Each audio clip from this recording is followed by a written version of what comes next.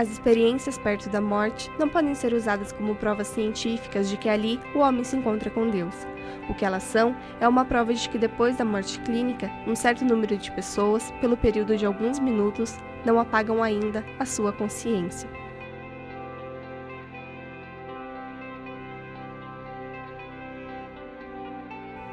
A vida é um sopro.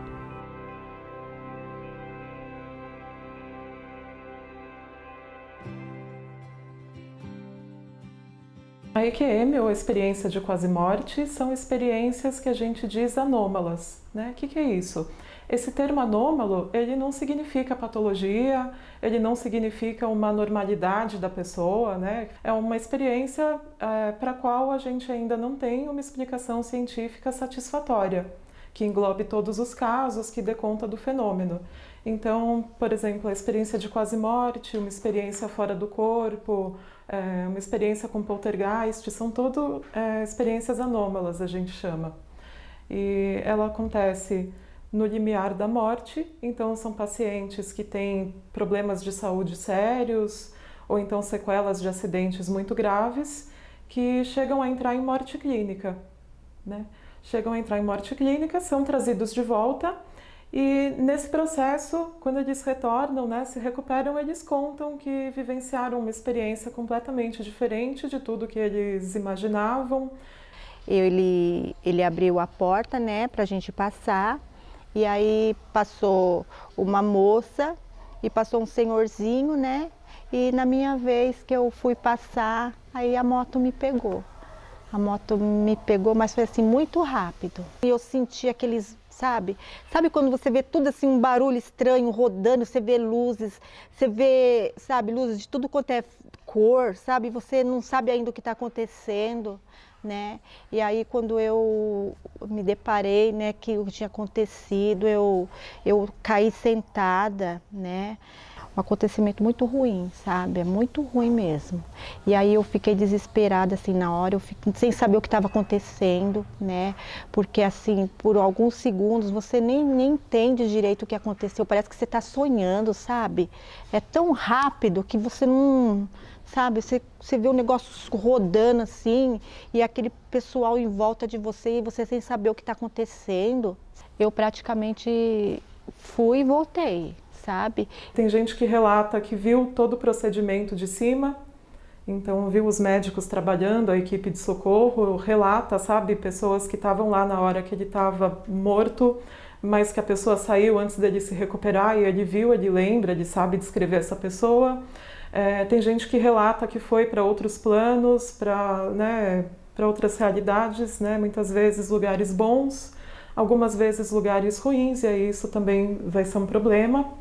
Todos nós somos paranormais. Médio, normal, fora um pouco acima do normal e até de alto grau, né?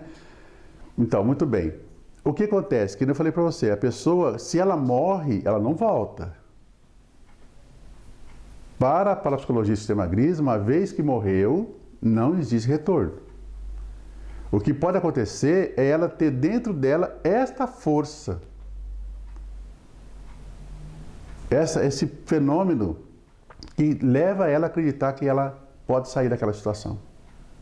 E até a parapsicologia, ela explica de uma forma muito natural que muitas vezes o próprio subconsciente te leva ao coma para te evitar de um maior sofrimento. Mas você não morreu. Antes de eu sofrer o meu acidente, uma semana antes eu estava assim, sentindo alguma coisa assim me avisando, né? Só que assim, você não dá muita importância, né? Eu estava muito angustiada, muito mesmo, que aí eu levantei, né? Eu não fui para a igreja nesse dia e não tive vontade de ir e eu queria ficar com a minha mãe, né? Aí o que eu fiz? Eu fiz o que tinha que fazer e fui para casa da minha mãe e fiquei lá o tempo todo com ela, né? E sempre conversando com ela, falando para ela da minha angústia, né? Falei, mãe, mas eu tô tão angustiada, mãe, eu não sei. A minha mãe, aí ela falou para mim assim, filha, vai no médico, né? Porque às vezes pode ser alguma coisa. E aquele aperto no peito, sabe? E ali a gente conversou, eu fiquei com ela praticamente o dia todo, né? E eu nunca fazia isso, olha para você ver, né? Como que as coisas são. Porque não era aquela dor de doer, era uma angústia, sabe? Era uma angústia que a gente sente. No Espiritismo, a gente acredita que quando tem um acidente, né, de uma proporção onde mexa com a população e com a família, isso tem um propósito tanto para a sociedade de aprendizado, né, para que a sociedade possa se comover e, de repente, até elevar o pensamento, elevar o campo energético através de uma coisa dessa, de um acidente desse. E para a pessoa, para o sobrevivente de um acidente, é sempre uma experiência de mudança de vida, entendeu? O que sobrevive, ele fica uma pessoa melhor. Ele faz uma reavaliação da vida, ele não era para desencarnar, não era para ele ir. Agora, os que desencarnaram no acidente, eles também têm o mesmo propósito de vida. A gente não acredita que uma pessoa morre, a gente acredita na continuidade. E a espiritualidade, na nossa opinião, a espiritualidade, ela acolhe esses espíritos, essas pessoas que estavam, por exemplo, num ônibus, num avião. A espiritualidade acolhe essas pessoas antes delas sentir o impacto. Então, com pelo menos 40 estudantes, tombou na rodovia Mogi Bertioga. Pelo menos 16 estudantes morreram. 16. E 23 universitários estão feridos. O grupo voltava de faculdades de Mogi das Cruzes, ia para São Sebastião, no litoral norte. O motorista perdeu o controle, tombou ali o ônibus caiu numa vala. O acidente foi por volta das 11h30 da noite. Os feridos foram levados para os hospitais de Bertioga, Guarujá e Mogi das Cruzes. Tava uma noite sinistra, assim, a gente não via nada, tinha muita neblina. Eu tava acho que tava no 3º ano da faculdade, né? Eu nunca tinha visto aquilo aqui em Mogi. E a gente não via nada, a gente não via o MC, a gente não via o Ibis, a gente não via nada. Tava tudo escuro, tipo, muita neblina. E a gente até tirou uma foto. A gente tirou uma foto de costas pra cá, né, que não dava pra ver nada, assim. E, inclusive, foram os meus amigos que morreram, todos eles. Só ficou uma sobrevivente também. Mas tudo bem, a gente veio e, nossa, muito frio, muito frio. A gente veio, subiu no ônibus e a gente conversou, a gente conversou como um dia normal, sabe? E aí a gente veio embora e a gente começou a descer a serra, normal. A serra, por incrível que pareça, aqui estava muito feio o tempo de neblina, mas a serra não. A serra estava limpíssima, não estava chovendo, a pista estava seca. E eu estava conversando com um amigo meu e eu escutei um barulho, uma pancada assim. E eu me assustei, tipo, fiquei em alerta. E aí eu escutei todo mundo começar a falar, gente, põe o cinto, põe o cinto. E eu comecei a ficar desesperada. E eu peguei e coloquei meu cinto e nesse momento eu vi que o ônibus pegou muita velocidade mesmo. E todo mundo começou a ficar desesperado, eu olhava para os lados e eu via meus amigos gritando, chorando. E eu coloquei o meu cinto e era aqueles cintos que não era não era ajustamento, sabe, automático, aquele que você puxa. Então eu não consegui, não ia dar tempo de eu pegar o cinto e colocar na minha medida. Do jeito que estava, eu coloquei ele. Não é à toa que ele era desse tamanhinho e pro meu tamanho. E aí eu escutava, quando o ônibus fazia as curvas, ele estava tão rápido que eu escutava a roda dele levantar. Eu sentia a roda dele levantar e voltar pro chão, porque eu escutava a pancada, aquele barulho assim, bum, sabe? E aí eu vi que ele estava sem freio. Foi a primeira coisa que eu pensei. Eu falei, eu vou morrer. Porque eu já imaginava que aquilo ali podia acontecer. Só que a gente nunca imagina que a gente vai passar por certas situações da vida, sabe? Mas foi a primeira coisa que eu pensei, eu vou morrer. Mas ali eu só pedi ajuda. Falei, meu Deus, me ajuda. E aí ele fez as curvas, acho que o motorista segurou até onde ele conseguiu, sabe? E ele tombou o ônibus. Ele tombou o ônibus pro lado das pedras, porque do outro lado era o abismo. E mais pra frente tinha uma ponte, então ele não ia conseguir passar, né, a ponte. E aí ele tombou o ônibus, só que aí o ônibus caiu numa vala. Tinha uma vala, só que com o impacto do ônibus, ele bateu numa rocha e essa rocha quebrou e caiu um pedaço em cima do ônibus. Então ali foi onde tirou a vida de muita gente, porque a rocha caiu em cima do pessoal. Mas assim, a todo momento eu fiquei acordada. E eu estava consciente, porque eu escutava todo mundo gritando, pedindo ajuda. Só que na hora que eu senti o ônibus parar, eu acho que eu estava tão... a adrenalina estava tão forte no meu corpo que assim, eu tirei o cinto e saí do dentro do ônibus. Eu não sei como eu saí, porque até então ele estava virado e eu tirei o meu cinto e saí andando. E ali eu comecei a entrar em desespero, eu pedi um celular para alguém, porque o meu tinha caído da minha roupa. E o celular no celular, só que assim, eu escutava todo mundo, ai, socorro, me ajuda, minhas amigas, algumas amigas, né, falando. E eu só pedi um celular para me pedir ajuda. E me deram um celular. E aí eu peguei e saí de dentro do ônibus. Saí e subi na pista, né, que eu saí da vala, subi. E ali não tinha ninguém, né. Aí começava a passar uns carros, mas estava escuro e não tinha sinal de celular, não tinha nada ali, naquele pedaço.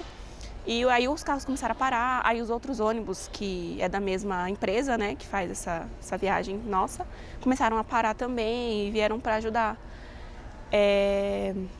Mas assim, aí eles fizeram todos os primeiros socorros e tal, e a primeira coisa que eu fiz foi ligar para minha mãe. Toda essa ação, né, que o universo, ou que Deus coloca na vida da pessoa, tem um propósito, tem um porquê.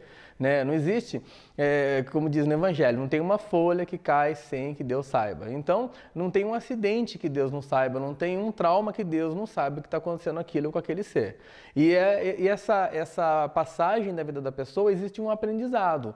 É que no momento de tormento, de perda, de dor, é difícil que a pessoa enxergue isso como algo positivo, vamos dizer assim, algo como aprendizado para a vida dela. Num vídeo que fizeram, um vídeo amador, né, quando tinha acabado de acontecer, que me viram conversar com um homem, assim que eu saí do ônibus. Só que assim, até hoje ninguém sabe quem é esse homem, porque era 11 horas da noite, naquela serra. Era um rapaz que ele tava de bermuda de correr, roupa de correr, sabe? E esse rapaz parou e conversou comigo, só que eu não me lembro dele. Só que muita gente fala, minha mãe fala disso, só que eu não me recordo disso. E no vídeo tem, bem no comecinho, em um dos vídeos, tem uma moça, tem um ônibus capotado e uma moça com casaco da UMC, de calça cinza, sou eu. E um rapaz conversando comigo, mas eu não me lembro desse moço. E assim, ele conversou comigo, assim que chegou o pessoal, ele sumiu. Ninguém mais viu, nem na serra, nem nada. Então assim, quem é esse rapaz? Então muita gente fica naquela, sabe? Quem é, gente, esse moço? Ah, meu Deus. Ai, caralho, caminhão, velho. Caminhão da Litoral, velho. Meu Deus, tem outro universitário, velho. Vamos ajudar. Ai, velho.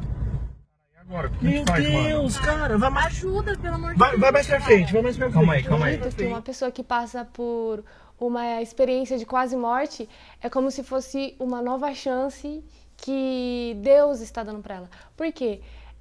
A nossa vida, a gente sabe que o ser humano ele cresce, ele se desenvolve e morre. Só que há um período desse ciclo que há um rompimento por alguma coisa que acontece, ou pela natureza, ou pelo ser humano, doença, muitos fatores. Só que quando alguém passa por essa experiência, é como uma chance que ela está recebendo de depois agradecer por ter passado por tudo isso. Foi uma experiência que ela passa para que depois ela possa contar para alguém ou compartilhar isso que ela vivenciou.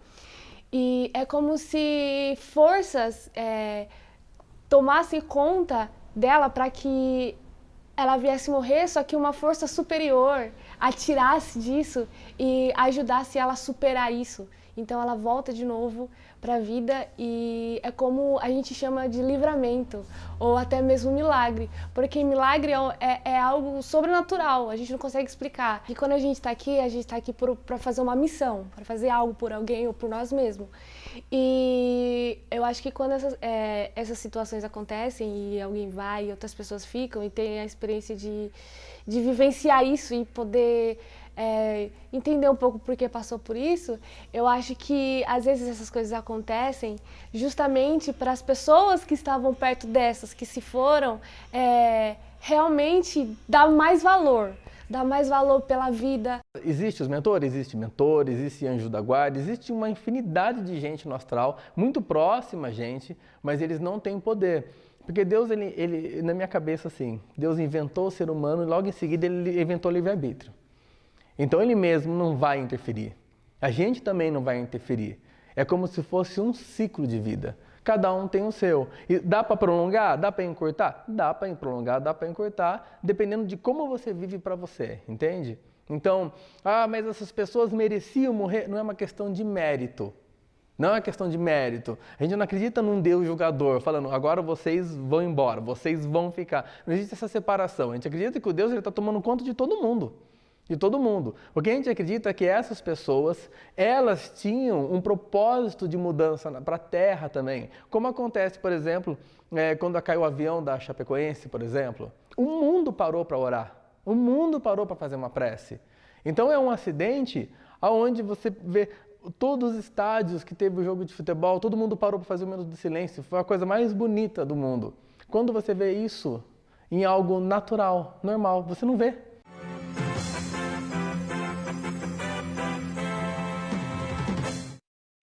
Agora são 4h10, horário de verão. Estamos interrompendo a programação com uma informação preocupante e importante demais. O avião que transportava a delegação da Chapecoense para a Colômbia caiu perto do aeroporto de Medellín. As primeiras informações são da imprensa colombiana.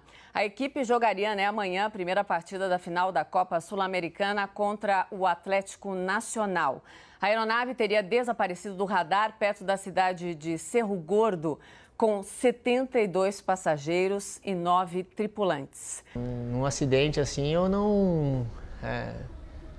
Eu lembro de alguns flashes, de algumas coisas que aconteceram depois, assim, inclusive aqui, quando eu já estava em Chapecó, eu já estava treinando e no meio de um treino... no meio de gritaria, assim, toca a bola, isso e aquilo, me veio uns flashes do lado quando a gente estava, acho que quando bateu, eu escutava gente pedindo socorro, me ajuda, esse tipo de coisa. São lembranças, alguns flashes que veio, mas depois que eu acordei, assim, nenhum momento aconteceu algo assim que eu lembre sobrenatural, assim, de eu ver o corpo saindo, de eu ver pessoas, não, aconteceu comigo, acho que Deus me guardou para que eu não acontecesse esse tipo de sensação comigo, eu acho. Então, aconteceu desse jeito, dessa forma. Eu não questiono o porquê disso tudo, mas sim o para quê, né, disso. Eu acho que para alguma coisa serve e está servindo para mim. Você não pensa em nada mais. Você só pensa naquilo, eu vou morrer. Muitos falam que se você chama por Deus, né, Ele te salva, mas eu te falo, nem naquela hora eu pensei em Deus, eu só pensei que eu ia morrer. Foi a primeira coisa que saiu da minha boca, eu falei, eu vou morrer, meu Deus, eu vou morrer. Aí depois, assim, daquela adrenalina, eu falei, meu Deus, me ajuda, sabe? Mas é horrível. Existe o caso de algumas pessoas que passam por esse trauma e desperta como se fosse uma forma de transe mediúnico pós-trauma, né? Esse transe não são espíritos, não é nada disso que acontece, mas é como se a gente tivesse, nós temos corpos energéticos e esses corpos eles ficam mais soltos.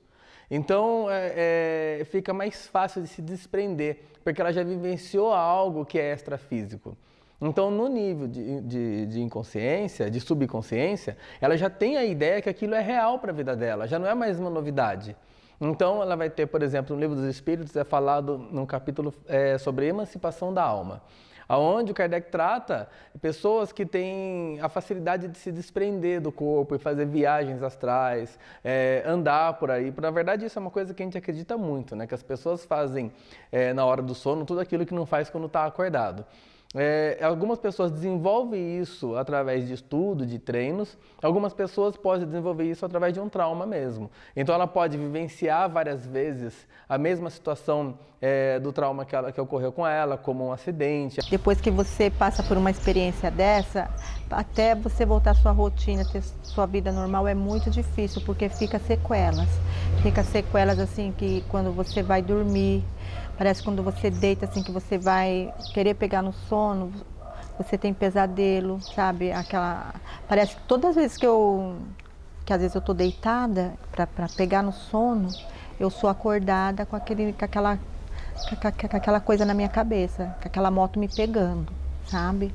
E isso ficou gravado mesmo na minha mente, que é difícil de eu me libertar disso daí. O acidente foi em junho, julho, passou as férias, agosto eu voltei. Mas eu fiquei o resto do semestre todo indo e voltando de ônibus. Foi um medo que eu tive que enfrentar. Foi muito amedrontador, sabe? E até hoje, assim, hoje em dia é mais tranquilo, né? Mas assim, qualquer coisinha eu já fico em alerta, eu já começo a ficar com medo. Mas assim, eu pego com Deus e vou, né? Mas é fé, eu passei a ter muito mais fé. Realmente, assim, valorizarem essa oportunidade que foi dada e fazer valer a pena, sabe? Tudo. E não deixem que, às vezes, a culpa ou, às vezes, porque eu passei por isso, às vezes, as incertezas que, às vezes, são da nossa mente, não permita que isso venha tirar a essência que tem em você. Porque se Deus te deu essa oportunidade, é porque Ele sabe que você tem ainda muito mais coisas para fazer. O dia em si estava um dia muito tranquilo, estava normal, né, um clima até de festa, né, então tinha acontecido algumas coisas antes, mas que a gente de repente foi ver do que se tratava só depois que aconteceu, né. Uns dias antes a minha esposa tinha que viajar e do nada cancelou. Na verdade ela tinha comprado uma passagem para ir para a Austrália, na casa do irmão dela, e do nada ela desistiu, tipo, 3 dias antes ela falou que não ia mais e não tinha um motivo de por que não ir, né? Simplesmente falou que não queria mais viajar e não ia ir. E também um dia antes da gente viajar, logo após a partida, a gente estava falando pelo telefone e ela falou que iria acontecer uma coisa muito boa comigo, né, em si. Mas até então, como eu tinha jogado contra o Palmeiras nesse dia aí, eu achei que talvez seria eu ser titular no jogo no primeiro jogo da final, né? Até porque eu tinha feito um bom jogo contra o Palmeiras. Ele tinha poupado alguns titulares e aí eu saí jogando aquele jogo contra o Palmeiras. Eu achei que de repente poderia ser eu jogar na final de titular. Então, isso foi a única coisa que aconteceu. Tudo muda, Fia. Até o seu comportamento muda. Porque, às vezes, você tem uma vida tão agitada, né? Você fica naquela correria do dia a dia. É porque a nossa vida é assim, né? E, às vezes, você não para pensar, você não para refletir, você não para... Né? Tudo que você vai fazer parece que te atrasa. Não, eu tenho que fazer isso correndo, senão não vai dar tempo, né? E não, a gente tem que dar tempo, sim. Porque a nossa vida é assim, ó, né? Soprou, né? Já é um sopro, sabe? Então você tem que dar mais valor, sim. A gente tem que valorizar, assim, cada pessoa da nossa família, nossos amigos. Depois de tudo que aconteceu, eu realmente procuro aproveitar melhor a minha família, né? A gente que vive longe, né? Eu que saí de casa com 16 anos, sempre longe da família, longe do meu pai, dos meus irmãos, da minha mãe. Então, sempre que eu posso, eu procuro trazer eles para perto de mim, porque a gente nunca, como eu te falei, a gente nunca sabe o que vai acontecer. Então, eu procuro ter eles sempre perto de mim, procuro sempre abraçá-los. Minha mãe, às vezes ela ligava, eu não atendia, né? Ah, vou ligar depois. Então, eu procuro aproveitar melhor essas pessoas que eu sei que me amam e que eu amo também. Eu sempre digo, não deixa para depois o que você pode fazer agora. Porque eu fiz isso e eu perdi elas. Muita coisa, sabe? Eu deixei de fazer. Às vezes não é por medo, mas assim, por receio. Sei lá, parece uma coisa tão boba, mas não é. Eu perdi elas e eu não posso mais fazer isso, sabe? Se você gosta da pessoa, fala que você ama ela. Não precisa ficar com vergonha. Acho que não é vergonha você demonstrar o que você sente por alguém, seja qualquer pessoa, um amigo, um familiar, principalmente mãe e pai, sabe? E faz, porque em questão de segundos você pode não ter, porque eu perdi elas em menos de 1 minuto. Tudo aconteceu em menos de 1 minuto. Então, não deixa para amanhã o que você pode fazer agora. Pode ser tarde. É aquele que confia em Deus, que se esconde nas sombras do Onipotente, que é Ele. Pode passar por qualquer situação, mas 1000 cairão ao teu lado e 10.000 à tua direita, mas você não serás atingido, porque Ele cuida de você, Ele cuida.